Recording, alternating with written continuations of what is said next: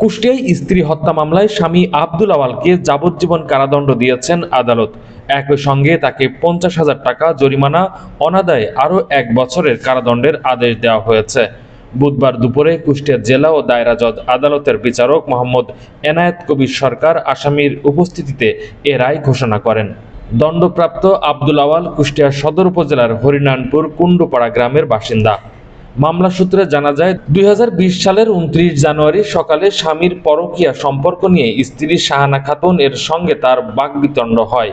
এক পর্যায়ে আব্দুল আওয়াল ক্ষিপ্ত হয়ে ধারালো হাসুয়া দিয়ে শাহানাকে কুপিয়ে গুরুতর জখম করেন।